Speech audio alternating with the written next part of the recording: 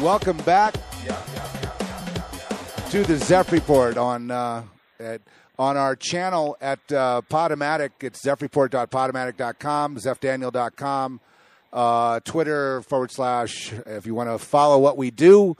If you're a federal officer, fine, you already know all this. But you can follow at Zeph Report on Twitter. And Facebook, I really don't have a URL, but you can also see me there. And I do post the updates of the links. It's been a kind of a busy week. We spoke with Philip Collins earlier in the week, and it was a great kind of a philosophical discussion on how we got to where we are. And I would say, we really discussed the different kinds of people in the world, those who want to control and enslave, and those who want to be free, or individuals, or those who want a collective and a worshiping of man versus those who want to worship Creator and be free as individuals. To me, the choice is pretty, I don't know, is that rocket science that we want to be free? It's kind of in my blood, to be free.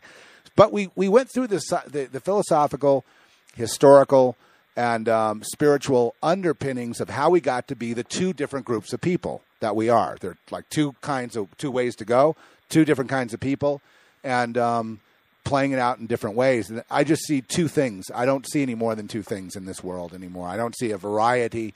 I just see two ways, and people fighting for each way. Today, though, we have a real treat. We have the Collins brothers. And we have Philip Collins and Paul Collins. And the article today is at the Illuminati Conspiracy Archive. And you can get there today by going to, you know what, I'll just post the link, but we're going to be talking about Iran. Welcome, Collins brothers. Thank you, Zeph. Thanks so much, Zeph. It's great to got a lot of great feedback from the last one, and a lot of people said, well, it's a good thing that I got an A in philosophy. Because it did get kind of philosophical, but I think, now today we're really shifting gears and going from the philosophical right into the practical, right into the geopolitics of our world. That's exactly where we needed to go with you guys.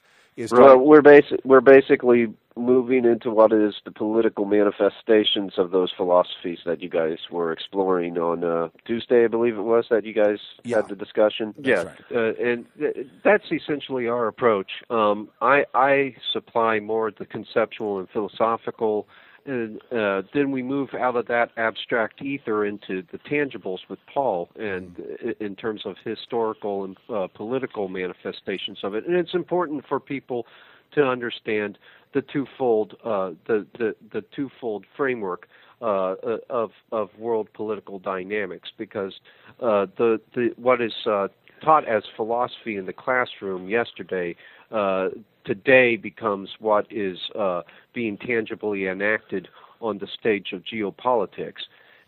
So we endeavored to really give people that twofold framework. The majority of the conspiratorial infrastructure that we're dealing with out there doesn't even really come from secret societies. It comes from ideational contagions that were put out there by people such as Adam Weishaupt, Karl Marx, Voltaire, most of the Enlightenment thinkers.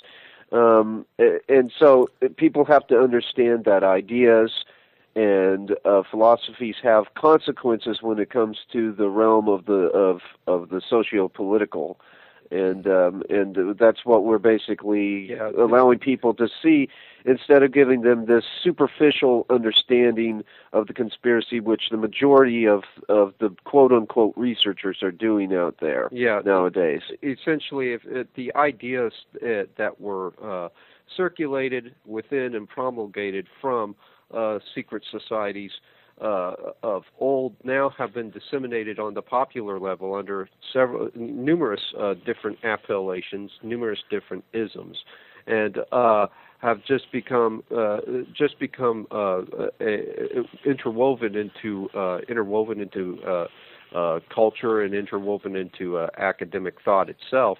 And but what's important for the listening audience to understand is that all ideas portend certain existential consequences, and that's what we're dealing with today. We're dealing with continuities of thought that were were disseminated on the popular level under numerous different appellations for many years, and now their tangible enactment is producing this bitter harvest that we're coming to reap. The American establishment is based on Enlightenment rationalism, and the Enlightenment was all about spreading plebiscitary democracy, because plebiscitary democracy essentially becomes a dictatorship of the elite disguised as a dictatorship of the proletariat. And that's what we see going on with Iran. We see this attempt to set up quote unquote democracy over in Iran, establish a democracy which would really be a hidden dictatorship of the power elite, of the Western power elite. This form of democracy should not be confused with Jeffersonian democracy or representative democracy, where there are democratic features to the system, but there's also a rule of law which fetters the will of the masses, so to speak, the will of the majority. If the will of the majority reigns, then it becomes majoritarian democracy, which is essentially a tyranny of the majority. And when you have all of these competing wills, the competing wills of special interest and of the people, all of these competing wills oscillating back and forth, eventually what that leads to is a cry for a general will to essentially organize and manage all those competing wills, and that general will manifests itself as the apotheosized state, and we have totalitarianism. And you mean hope and change? Yeah, exactly. So we have hope and change in a Marxist totalitarian state, brought about by radical leftists who somehow duped the people and got themselves in the White House. But the policy with Iran doesn't change from Bush to Obama. Isn't that interesting? Well, it has changed a little bit. It has changed. See, the end goal of basically having totalitarian democracy over in Iran remains the same, but the approach, the methods are different depending on which faction you're talking about. The neoconservative brain trust that surrounded Bush would have preferred invasion.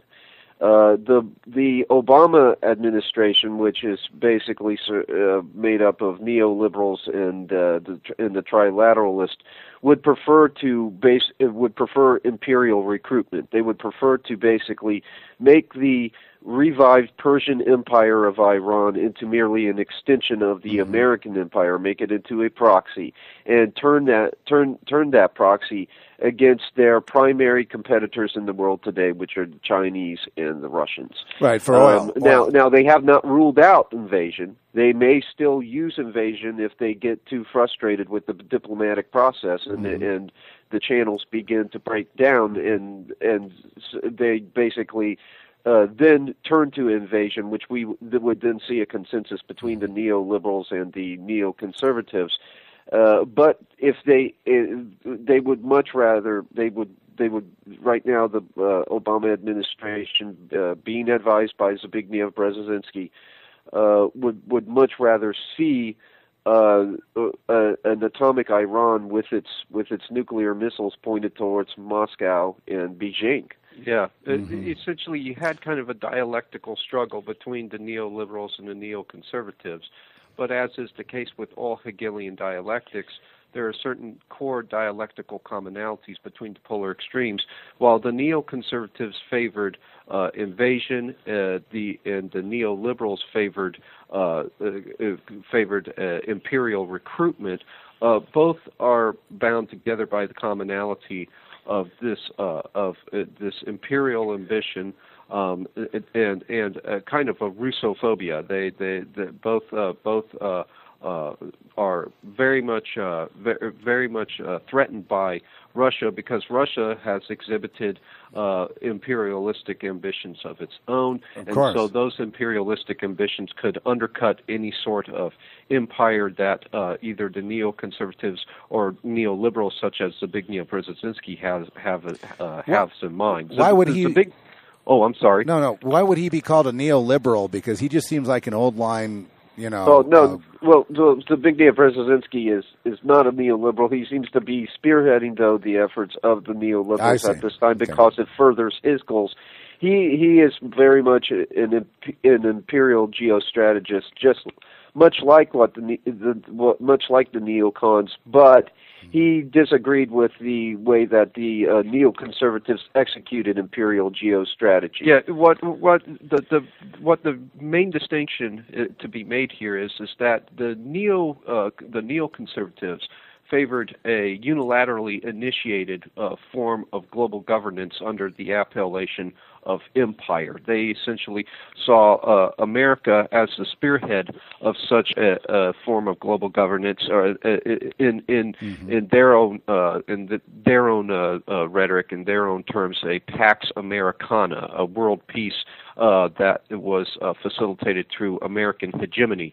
For Zbigniew Brzezinski, it's a multilateral form of global governance that needs to be instantiated, and Brzezinski was none too happy with the neoconservatives when they alienated the United Nations in that process. Brzezinski was very much in agreement and on the same page with the neoliberals when it comes to the United Nations. If you read his book over imperial geostrategy, The Grand Chessboard, you find out that the United Nations was never supposed to be shelved. It was supposed to play an integral role in bringing about this world government that would act as a vehicle for U.S. global supremacy. So he's in agreement with the neoliberals when it comes to the United Nations involvement. See, this is getting back to what we were talking about there at the beginning of the interview. Basically abandoning this superficial understanding of what the conspiracy is. There's lots of people out there that have tried to hawk off this idea that behind the scenes they're all friends, they're all shaking one another's hands and smiling at one another. That is not the case. It never has been the case. There are many different factions to the power elite, and they vie for control of the process of globalization periodically, and they compete with one another just as much as they compete with the common man.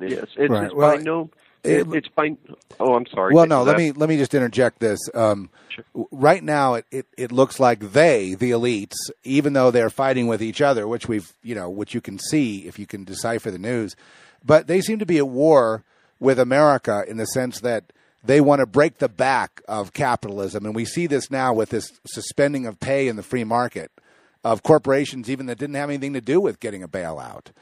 And that this seems to be in agreement with the UN and in total agreement with the people in Copenhagen and the people that have the Nobel Prize and all that what Obama's doing, breaking the back of private enterprise, breaking the back of the free market, taking total control of everything, including the press with this net neutrality thing, almost like this is the plan for the rest of the globe to bring it all into line with the one world order, but it can't be done without violence. Right now, I'm seeing tremendous violence against people through their incomes, or lack thereof now, and the fact that these skilled people will never get jobs again.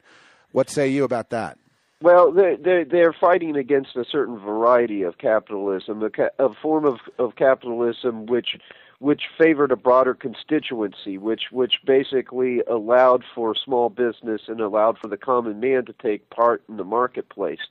They have been breaking down that form of capitalism in favor of what could be called cartel capitalism, merc capitalism, as in mercantilism, which is a capitalism that favors only the elite and basically transforms the government into a prostitute of the elite, and the government proceeds to to restrict and regulate all of the elite's competitors out of existence. It uses its regulatory power to to push the common man out of the marketplace and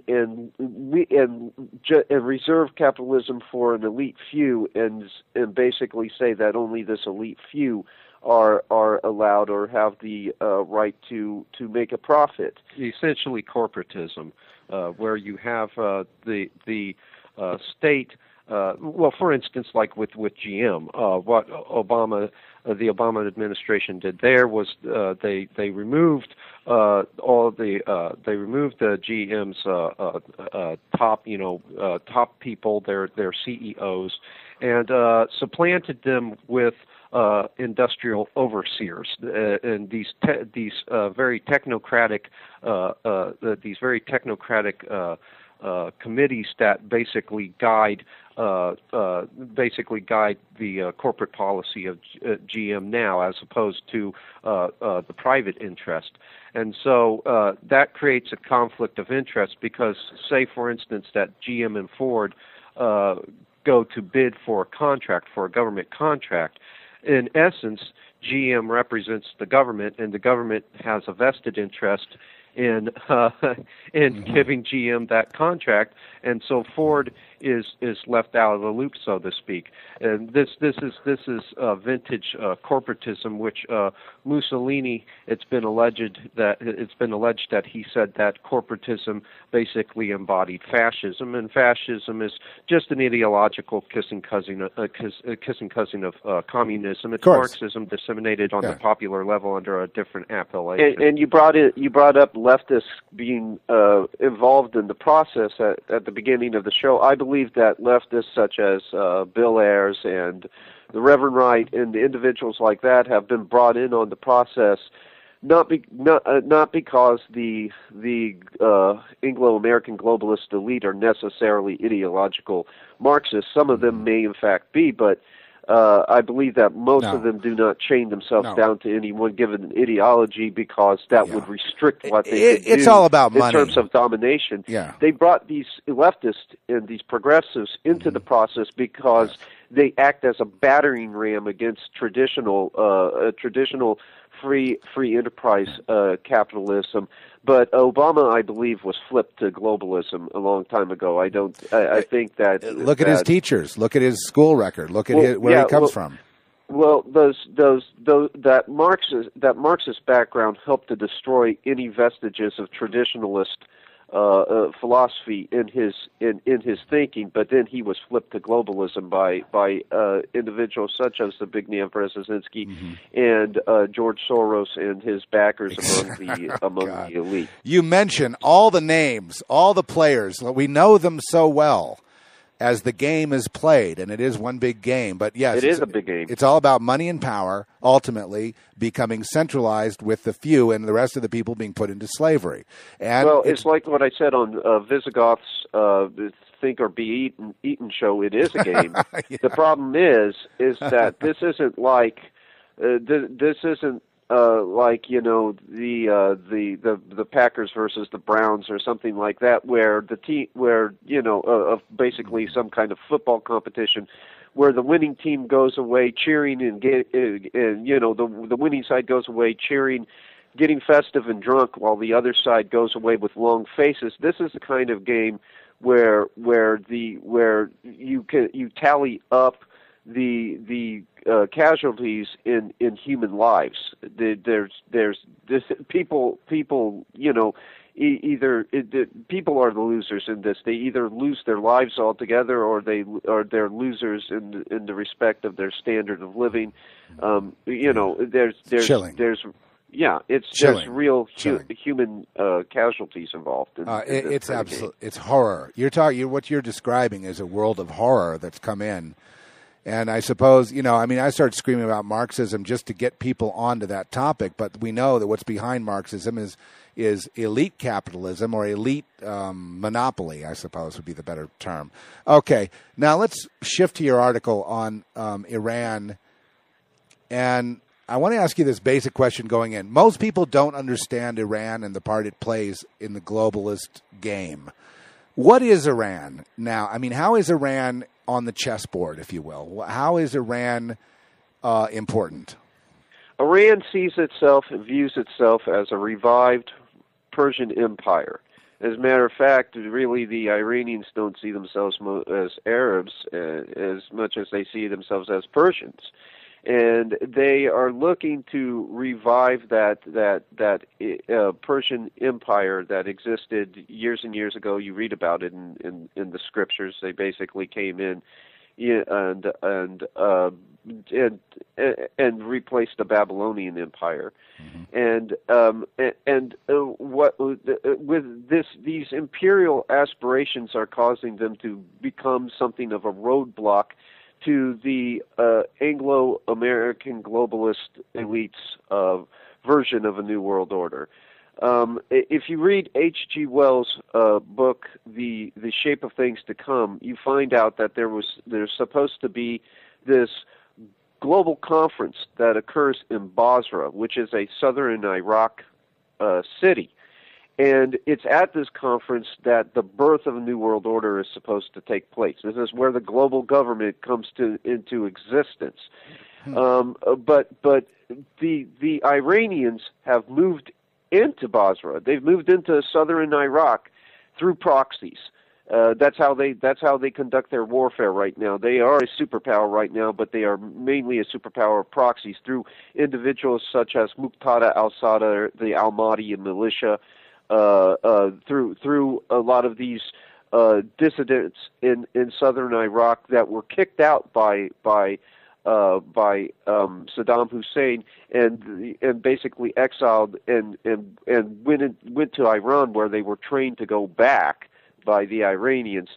This is a state of affairs, by the way, that the neocons either didn't anticipate or completely and totally blinded themselves to. When Ahmed Shalabi, when he was approached for policy advice by the neoconservatives, and in particular Fife, Ahmed Shalabi's analysis of the situation basically overlooked, quite intentionally, I believe, the fact that that the removal of Saddam Hussein would allow for the Iranians to begin to co-opt portions of Iran through proxies, and the neoconservatives were very ill prepared to deal with this form of proxy warfare, which the Iranians are quite adept at. Yeah, but what they have started to do, what Iran has done is basically annexed southern Iraq. If you look at southern Iraq today, they don't deal with the currency that the rest of Iraq does. They do their business in Iranian currency. And Basra has been annexed by Iran, and basically the Iranians are running Basra. Mm-hmm. So here's the city that is supposed to be the place of the location of this conference where the New World Order will be born, and yet the Anglo-American globalist elite do not even have control over it. And so what needs to happen is that the Iranian influence there needs to become positive in the respect that it needs to become merely an extension of the American empire, or it needs to be expunged. It needs to be pushed out, and the only way to push them out would be through an invasion, and that's what's led to the two different schools of thought among the elite here in the United States. You had the neocons basically saying invade, and you have the trilateralists and the neoliberals saying let's bring them on board, let's recruit them, and so that's where Iran comes into the picture. So an impasse. They are becoming something of a roadblock to the New World Order being birthed. At least the Anglo-American establishment's conception of a New World Order. So it's Bush versus and the neocons and Cheney, I guess now. It's Cheney's in the news, getting all kinds of accolades for his speeches on U.S. sovereignty and security, and instructing the Obama administration on how to deal and not to insult General McChrystal, and to not leave our troops in harm's way. He got a lot of accolades on that last speech. I don't know if you realize his popularity has been going through the roof for him. He couldn't get enough criticism, including from everyone I know, for being a warmonger back in the days of the Bush administration. And now he's seen as some sort of like the wise, prophet or something. And then we have, on the other hand, the liberals or the neoliberals or the Marxists that are in power, who are opposing everything that Cheney would talk about. So they don't give the general the troops needed to do the job or for protection. It's weird, isn't it? Obama's reaction to McChrystal. I mean, I know I'm switching over to Afghanistan, but I think we can apply this eventually and continually to Iran as well. It can be applied to Iran because the build-up in Afghanistan would basically be gearing up for an invasion of Iran. Look at Afghanistan's proximity to Iran. Oh, yeah. And the same would be true with Pakistan, where basically we have an American interference over there that is going to lead to a destabilization of the government and lead to basically the Taliban coming into power, and it would create a nice little pretext for us to go in and take over Pakistan. So we would basically have two launching pads there for an invasion into Iran. But you're right about Cheney. Basically, what Cheney is trying to do is pull Obama over into the neoconservative orbit, and right now the neocons are purged, but they are still able to exert something of an influence on the margins, and that's what Cheney and his neocon allies are doing, is basically trying to from the margins exert an influence over Obama and basically bring him over into the neoconservative camp. Ultimately, they might not need to. Ultimately, the neoliberals and the trilateralists might get frustrated enough with the imperial recruitment strategy that they might abandon diplomatic channels with Iran altogether and just say, okay, let's invade. And it depends on just how cooperative Ahmadinejad and the mullahs and Khamenei end up being. And right now, they're not being that all too cooperative at this particular point in time. And don't forget how Israel, the channels might break down, and we might very well see an invasion. Yeah, and this should segue us into Israel, more into the body of the article. This entire state of affairs could have possibly been avoided had the counter-revolution in Iran been allowed to run its course. However, meddling by America in that counter-revolution has now galvanized most of the Iranians behind Ahmadinejad, because, and this is justifiably so, the Iranian people are very, very protective of their own political processes, and if they detect even the slightest bit of external interference, then obviously they're going to become galvanized and unified behind whatever political leader promises to expunge such external forces. They started detecting an American influence over there when they saw that part of the a portion of the protesters in the street shortly after the election were made up of members of the Mujahideen al-Khalq, the MEK,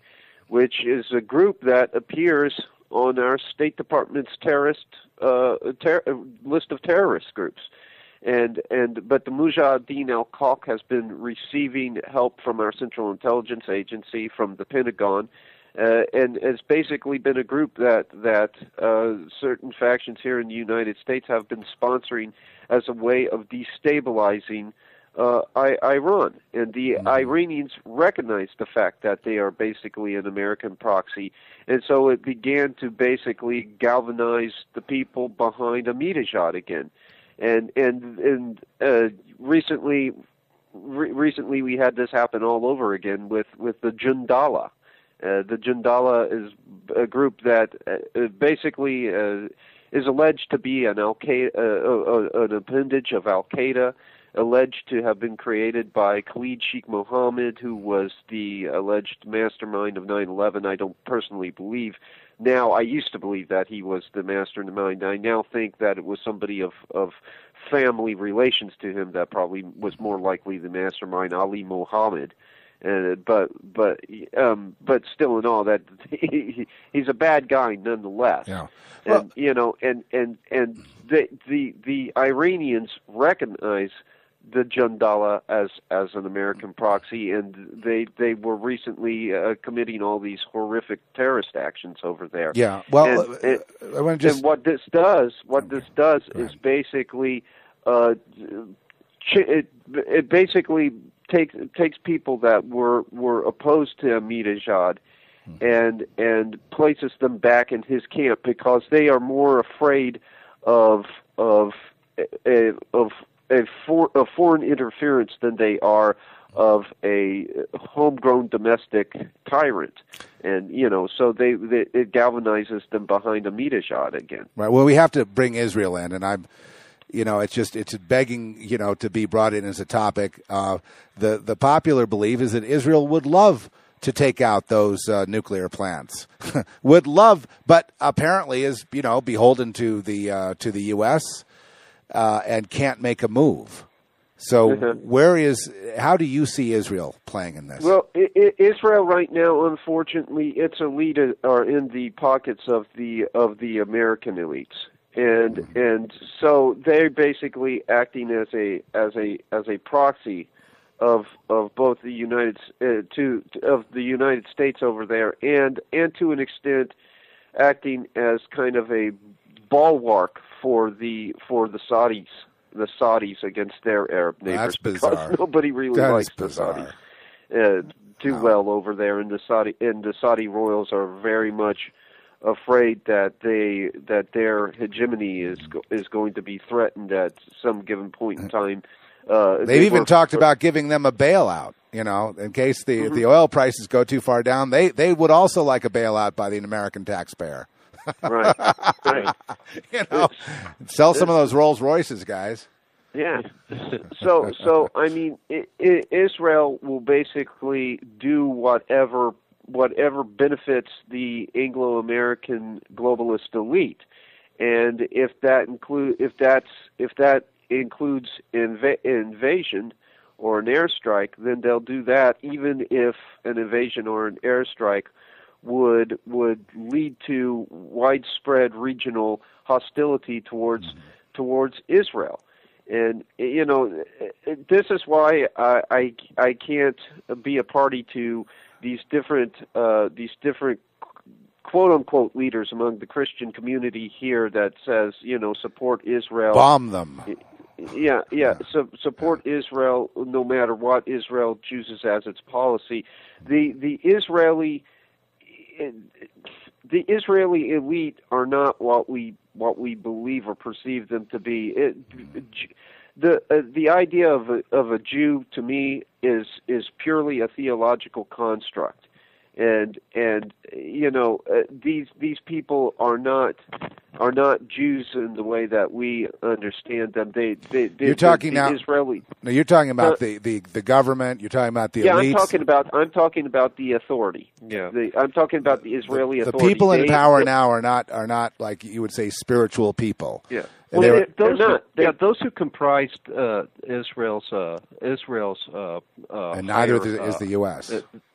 Their political hierarchy do not even represent the interest of traditional Hebraic Judaism. They are pragmatist, every bit as much pragmatist as our leadership is. Or materialists in the sense that they are basically what the Bible calls those who those who say they are Jews and are not, but are of the synagogue of Satan, and they're betraying the common Israeli person. But isn't that the whole world, though? I mean, isn't that the American system? I mean, we were supposed to be the rights flowing from inalienable rights from our Creator. I mean, that's been thrown out. So you call these people Satanists too, then, and Israel and Iran and basically everybody. I mean, it's all the same system they're participating in. Iran is interesting because it really is trying to develop its own economy. But in terms of the Western system, it is secular. It is secular humanism. So, yes, you'd find in Israel they are not religious people or spiritual people. And in France, they're not spiritual people. And in England, they're not spiritual people. Supposedly they were at one time. But nothing is being led by God. None of these governments are being led by God. Yeah, but understand that when we're talking about Satanism, we're not talking about your traditional understand. They are practicing the occultism has been translated into revolutionary doctrine. Yeah, this basically hails back to what we were discussing earlier in the week, Zeph. The occultism. It's not nearly as transparent or overt.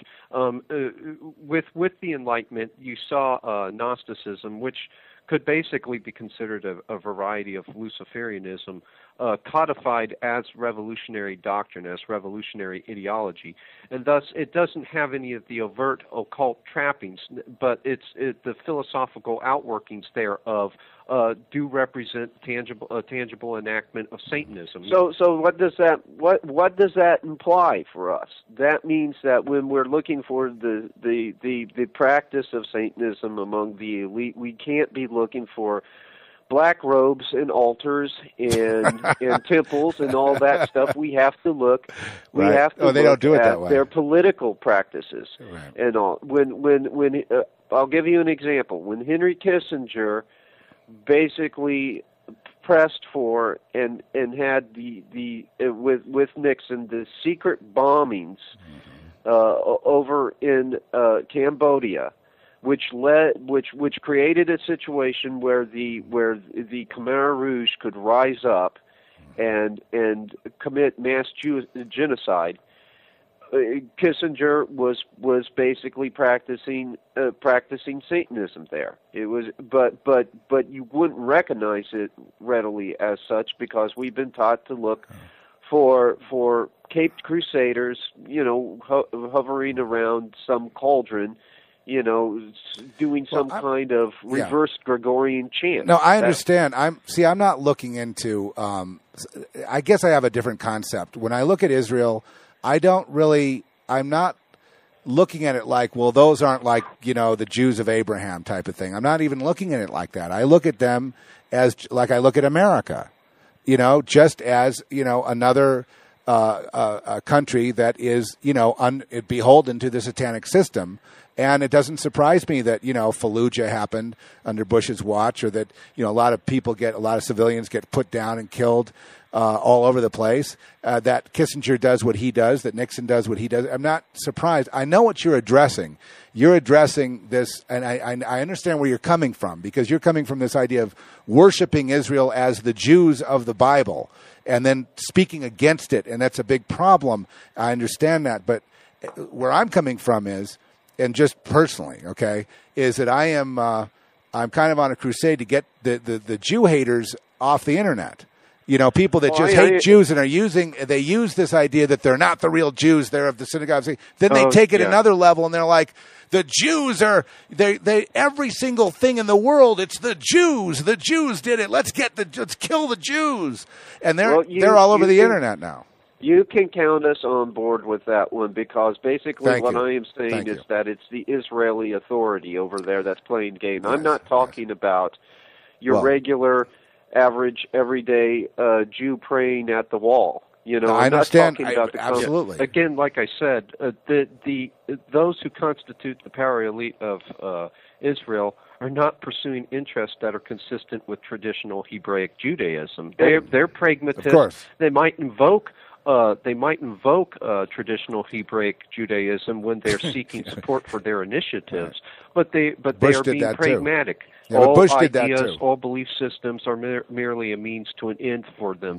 Just as much so as when our leadership invokes Christian vernacular and hopes of gathering support for their initiatives. And let me just encourage you to take your crusade one step further. Don't only work to get rid of these Jew haters on the internet that basically promote the idea of this all being a Jewish conspiracy. Exactly. Get rid of any work to get rid of these goons that are out there right now that say that it's somehow some kind of Catholic Jesuit conspiracy. God. You see, the problem. You've named my other war front that I seem to be on, and then there's the false prophet. There's 3 fronts I have lately, guys. Just let me digress for one sec. I have the Jew-hating front and people that are hanging out with friends of mine who are trying to explain about spiritual Israel and literal Israel, and they've infiltrated those groups where it's an honest discussion about what it means to be a believer in Jesus Christ and in Yahweh Elohim, in that, and what it means to be apostate. And they've snuck in there, but then you have the people that say it's a Jesuit conspiracy, and I hate this idea of this one note pony thing. Exactly. That's what I'm trying to say, is that if you go after those people too, the thing is to erase a certain theme that has cropped up in conspiracy research circles, and that theme is the theme of a monolithic conspiracy that all goes back to one group, that where it basically takes on the it becomes like a James Bond novel where everything goes back to Blofeld sitting there with a cat. That's a ridiculous notion. Yeah. This is not a monolithic, unerring, omnipotent conspiracy. We are dealing with several different factions, some weak, some strong, who all work within a system of internal contention and varying degrees of coordination. There is no master plan. There is a master objective. All of them are bound by the dialectical core commonality of socio-political utopianism. That being said, they disagree with one another. They do not. No one given faction can agree on what particular model of a utopian world state should be instantiated. And the monolithic. Basically, the belief in a monolithic conspiracy is so flawed that the debunkers can tear it apart and just make us all look illegitimate, and they're going to continue to be able to do that. The Gerald Posners of the world are going to continue to be able to do that as long as these guys keep on pushing that idea of a monolithic conspiracy. Look, if this was all something that would go back to a Jewish epicenter, Iran would have been invaded a long time ago. And so would Beverly Hills. I mean, and so would Park Avenue. if this all went back to a Catholic epicenter, then the Iraq invasion of 2003 never would have happened, because the Pope was begging George Bush not to go in there, and he went in there anyways. And all it's just all a wicked heart. We have wicked hearts, and we got a war with each other, so we find any excuse to go at it. And it just comes down to that. What it is that quote unquote researchers are bringing their own personal prejudices into the field, and basically using this field as a vehicle to spread hate towards whoever it is that they don't like. Amen. And that leads to the belief in a monolithic conspiracy, and these people, the Eric John Phelps of the world and the Michael Collins Pipers of the world, have to be pushed out. They have to be recognized for what they really are. They're not legitimate researchers. They are people with an agenda that want you to hate one party or another, one group or another, as opposed to getting to the heart and soul, the core of what is really at work here. Yeah, and that's why we don't have a clear view of Iran, because through the lens of these various biases, what happens with Iran is it's confused, not really understood, because it's conflicted, and you've got this sort of Jewish conspiracy locked up in it. You don't really have so much a Catholic conspiracy, but you've got various issues, Muslim, Christian end times thing with the, I guess you would call them dispensationalist Christianity, who's got whatever the Jews want, do it. Like they're willing to be the slaves of the secular Jewish state and go bomb anybody. Well, the dispensationalists actually have their own unique kind of anti-Jewish beliefs going on there, because basically what the dispensationalist is saying is place the Jews there in the middle of a hostile Arab region, so that we can see the touch off of World War III, and a lot of Jews will be slaughtered, but hey, at least it'll lead to the return of Jesus Christ. Yeah, they're hoping that that's very cynical. They actually see Hitler to an extent as a force for positive change in history. Well, no wonder they loved Hitler started killing them and forced them to reestablish the state of Israel over in the Middle East. So a lot of people in let's call them secret societies are just having that wonderful idea that they want to force God's hand in prophecy by helping to bring about such evil that God has to move.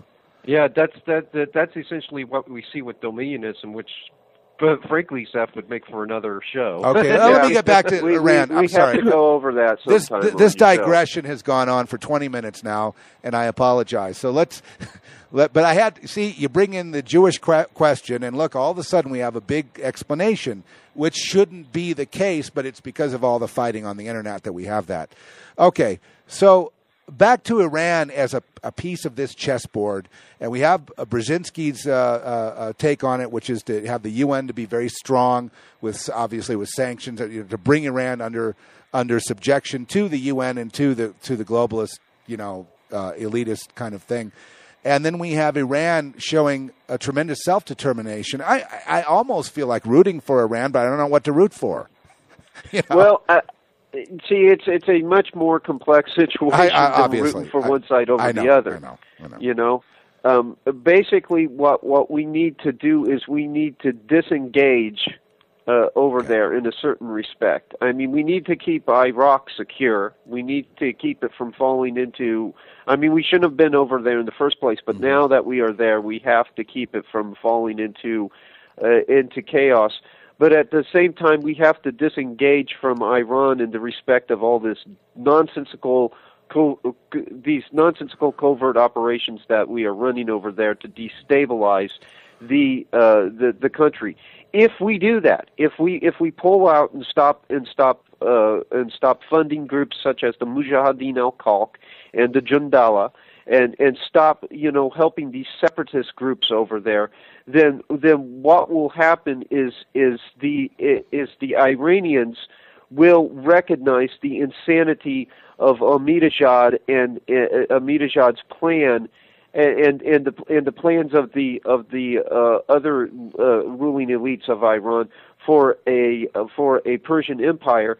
They'll turn against that, and the natural pressures over there of a lot of problems that are cropping up will become more accentuated, and the people will begin to protest against their own leadership, and a real genuine counter revolution will take place, and the clock will be turned back to prior to the 1953 coup, and another Mossadegh will rise, and we'll have a real, true, legitimate democracy over there in Iran. The best thing that America can do. It's a long ways from here. Yeah, the best thing that Americans can do if they want to see real positive change in Iran right now, and I say this at the end of the article, is start dismantling our own empire, because that sends a clear message to Iran's people that the imperial course does not work. It's our way. It's basically our way of saying to them, that we'd be basically saying to them, look, we tried the imperialist course, we tried the course of empire, and we're broke as a result. It doesn't it doesn't work out. We started doing it. We did it. Now you shouldn't start doing it.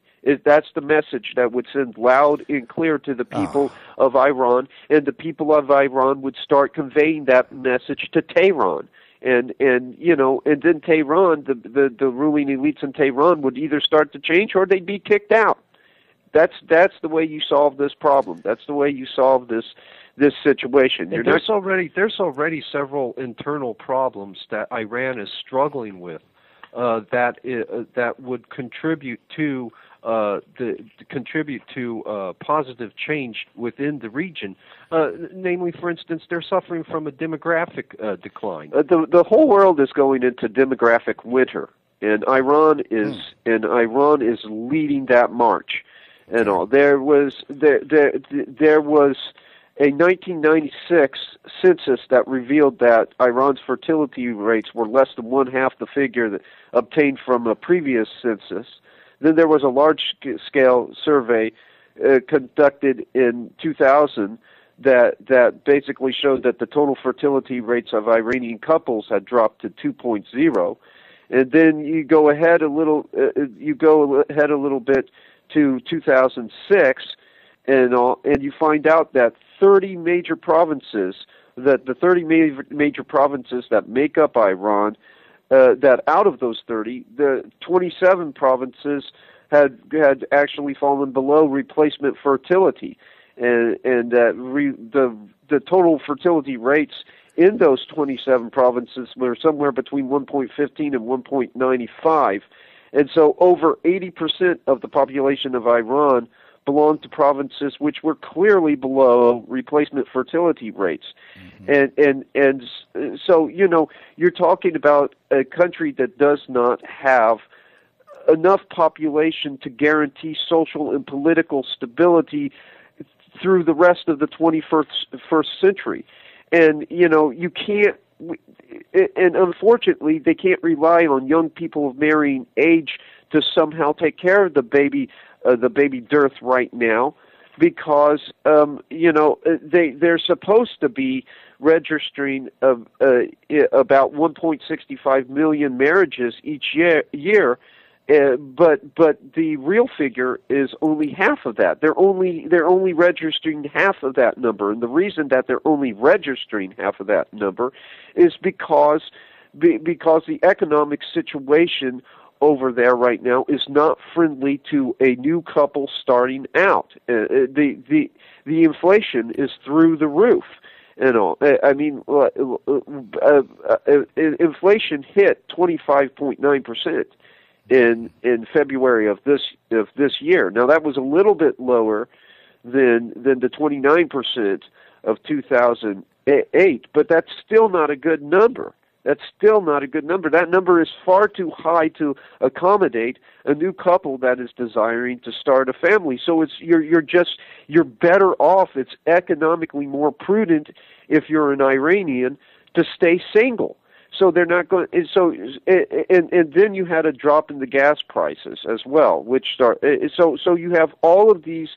You have all of these natural pressures. Yeah, these very natural stressors that are beginning to become more pronounced internally, and as a result, could actually lead to positive change within the region. Because those stressors are causing the people to get upset with their own leadership, which doesn't represent their interest anyway. So, okay. But now the problem is that the people their attention can be diverted away from those stressors by what? Foreign intrusion, by intrusion on the part of the American empire. And so, that's why we have to cut out all this covert operations. That's what we do. We get involved in foreign entanglements when it's going bad domestically, so why wouldn't they? I mean, this seems to be an old tactic of leaders that fail to show good leadership. They look for a war somewhere. Or, you know what? I mean, I'm starting to think today that, this administration in America, Obama, if he keeps melting down on the Middle East, on Afghanistan, obviously on Iran, and he keeps showing indecisive leadership, that they will be looking for a Reichstag event eventually to blame it all on because of his inept, they may be good in the streets of Chicago, but they certainly are not able to wield any kind of leadership from Washington. And that's being weak like we are now, that just invites trouble. So it's all looking bad, guys. My guests today are the Collins brothers. That, as you've heard, they are the incomparable Collins brothers. I almost feel like you guys are in a band. We are in a band. Are you? Paul plays bass and I play guitar. But are you the Collins we just brothers? don't have a drummer, so but now there's like a Collins brothers band on out there. But so are you the Collins brothers as a band? Nope. No. So I'm a drummer, so maybe I'll sit in with you, till you can find somebody till you can find somebody of a normal age. But anyway, no, I'm just you can drum until you fall over. I mean, you can drum until you're 90. I mean, there's Anyway, my guest is, I'm going to take a break and we're going to come back and finish this up. But fascinating discussion, excellent discussion, and thank you for putting clarity, and getting rid of the hype. There seems to be an awful lot of hype. Let me take a break. This is the Zeph Report, Zeph Daniel, and stay with me. We'll be right back. All right, we're back. Mike Horsey and his. He is very helpful, I would say, in and has been helpful with people. I mean, I don't recommend anything on this show that I wouldn't, that I wouldn't use myself, or I don't know what you're going to. I can't make recommendations, but I can say this: I don't think the dollar has totally collapsed yet. I do think there are some really serious problems ahead. I'm not really buying into the recovery, recovery idea so much. I don't know about you, but it's a recommendation, and I'm glad to have him on board. And there are other things that I can't wait to tell you about something that I'm using right now. But you're going to have to just wait. You're just going to have to wait. My guest today, the Collins brothers. Welcome back. Thanks, Zeph. Thanks so much, Zeph. A great spirited discussion here. I mean, we could go on and on, but Iran, misunderstood Iran. Not focused on Iran. I actually think you're focusing more on policy as it should be toward Iran than the think tanks are doing right now, because I think they're focused on their health care plan. Well, that's what this article was supposed to be. This was my article where I base it. If I were a king for a day article. Yeah. This is if I had Obama's ear and I could give prescriptions. On how to approach the Iranian question. I don't have any illusions about myself and where I stand in the grand picture. I understand that I am nothing more than a peon to the elite, and I certainly would not have any kind of influence over policy emanating. Don't be so sure. Don't be so sure. Well, but the article. So why write the article if that's the case? Well, because history can then show that somebody was saying we should go in a different way, in a different direction. History will be able to show that there were fish swimming against the current. Let the record show that somebody made a normative claim contrary to that of popular thought. And my normative claim is that the best way we can bring about change, contribute to that change, to positive change in Iran, is to start dismantling our own empire because of the message that it sends to the Iranian people, and then the Iranian people take that message to the streets and take it to Tehran, and that's the best thing that we can do. But I don't think it's going to. I don't think it will ever be adopted, because the other aspect of the prescription is an abandonment of covert operations, and covert operations have become a permanent feature of politics today, the world over. Can't the people on the left see that that Obama, in many respects, has continued the same policies that we've had for 5 presidents? I mean, can't they see the stupid stuff about, you know, the stupid things he's doing domestically? It's all masking the fact that the same policies go marching right on no matter who the president. Don't people see that, or are we in a nation of idiots here? I don't like. Well, Bill Maher says they're idiots. He says they should be dragged kicking and screaming into hell. Obama should just bring us all into totalitarianism, kicking and screaming if necessary, because these leftists, all they really want is they want the totalitarian. They want to punish anyone that's different than them. And so we have class warfare. We have cultural warfare. I mean, you know, I hope you guys get into this analysis of the domestic problems we have right now, because they're unbelievable. Oh, yeah. Well, we definitely do have a lot of domestic problems, but you know, is Obama inept, or is he just unable to deal in foreign policy with it? See, that's the thing is that it's a lot more complex. He knows something about it. He'd have to know something about it to get as far as he has, but he's no expert in the field. And so he has to rely on people that have been arbitrarily dubbed experts. And what pool is he drawing those experts from? Well, he's drawing it from the same pool of elites that has been drawn from by prior administrations. And, you know, he's drawing it from the exact same establishment pool that other administrations have been drawing from, and that's a mistake. It's like with the economy. His whole economic team was drawn from Wall Street. So it's only natural that we would expect to see an economic plan that actually benefits Wall Street as opposed to benefiting Main Street. Yeah, and he's all out there going, jobs, jobs, jobs. I'm for you. Little people are lining up to get Obama money in on the dole, and he's got this whole thing. He's trying to recruit this an army of the poor to pit them against the rich, and it's horrifying. You know what? I think this guy's a sociopath. I really do. I don't think he has any conscience whatsoever. I really think that people have said that about Bush and other presidents, but I actually think that he doesn't mind collateral damage, meaning people getting killed in this conflict that he's setting up. He and Rahm Emanuel and Bill Ayers and all their Chicago cronies. They just want to bring the ghettoization, the Chicagoization of America is what seems to be underfoot. It's a huge issue.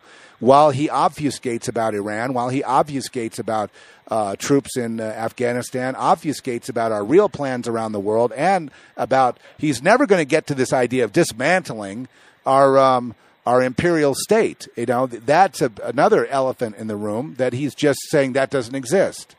Now that I'm here, the imperialism's over. He represents the end of imperialism. Well, he may still, but he might want to, but he might be scared about what the consequences would be. I don't see him as a sociopath. I see him as somebody that has no illusions about the fact that he's a front man, and so he's careful about he's careful about what he chooses to basically to promote, because he knows that if he promotes certain ideas, that there are greater powers than the president out there that will come against him. Now, his policies are sociopathic. In other words, I guess every leader. This is a tremendously complex situation, and presidents basically nowadays are glorified frontmen, and each president has had a certain degree of understanding of that fact. Bush, for instance, understood that entirely. He understood that he was completely he was completely dependent on script writers to come up with something for him to say, or he would be lost in the woods. So he did very little to resist any of the power elite's initiatives during his time in office. He was completely dependent on the neoconservative brain trust that surrounded him. Obama understands also that he is something of a front man, but he might think he has a little bit more latitude to move around in. He might think that he might have a little bit more freedom to do certain things and without facing some kind of repercussions and all. But he might be moving very carefully in those directions because he fears that if he moves too quickly, in those directions, then it'll set off alarm bells among the power elite, and he could, get into trouble for it. Yeah. Ultimately, also with all presidents desire to have a mantle of a mantle of nobility. All presidents desire to have to leave a favorable legacy. FDR, of course, he wanted to go down in history as the president who ended the Great Depression, which he did. Although all evidence seems to suggest contrary, because his policies, the New Deal, actually deepened the Depression.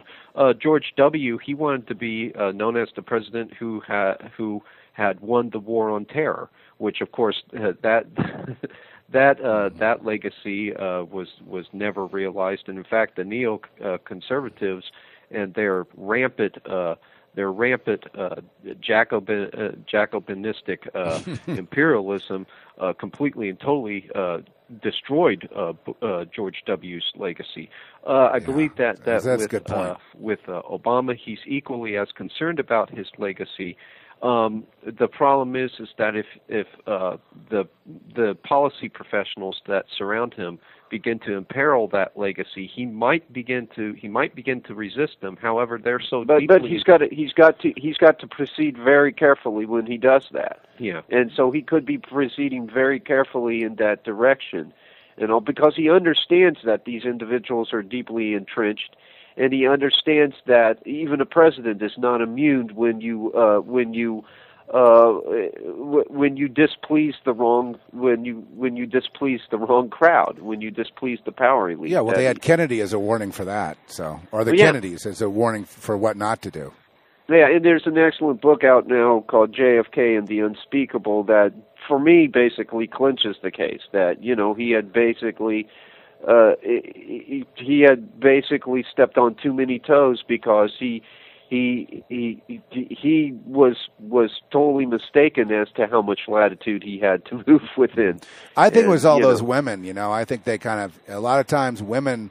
I mean, if we take the example of the Bible of Solomon, the women really brought him down, and the women were the ones that kind of divided that kingdom. I think there's a warning not to have not to be running after all those skirts, right? Yeah. I mean, because it can cloud your judgment. Oh, yeah.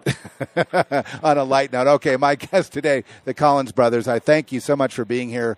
This is a great continuation of my talk with Phil Collins on Tuesday. And now, of course, if we call him Phil Collins, we start thinking, oh, did you hear Phil Collins?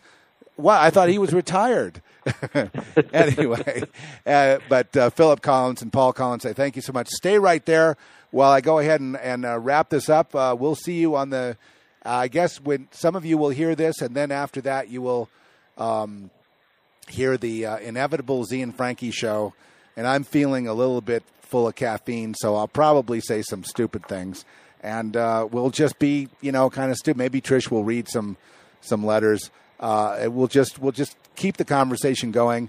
Thank you very much, and Godspeed. Stay there. I'll be right back with you, but I will see you on the next show, the Z and Frankie Hour. This is Zeph Daniel of the Zeph Report, zephreport.podomatic.com, zephdaniel.com.